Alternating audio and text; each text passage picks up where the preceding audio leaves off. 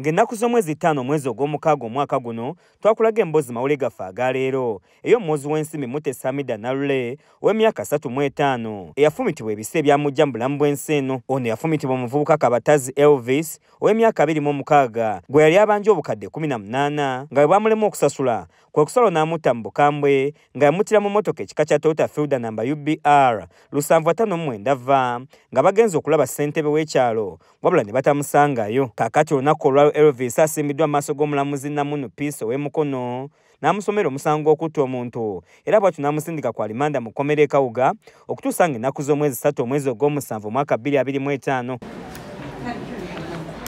Ku kkooti abaluganda lw'omugenzi Mutesi mu nnaku ey'amaanyi babaddeyo nga babuuza Elvis ekyamutisa munnaabwe eyali talina buzibu bwonna.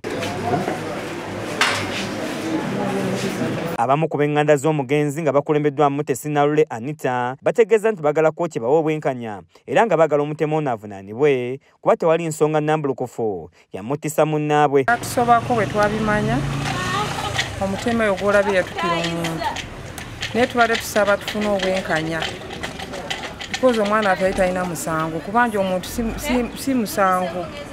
Njagala nnyo tufune obwenkanya oyo omwana alabike ng'akola ki ng'asasulwa.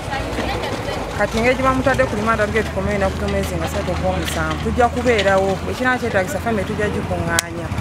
Ab'eŋŋanda za Elvis okubadde Nabuti Susan mu kwogerako nabo bategeeza nti omuntu waabwe abadde talina muze gwa butemu era nti abadde muntu mulamu nga bongerako nti wandiba nga waliwo omuntu omulala omukyamu eyatemula Mutesi. Omwana wange nga talina buzibu era omusango takulinaako kyakumanyiiko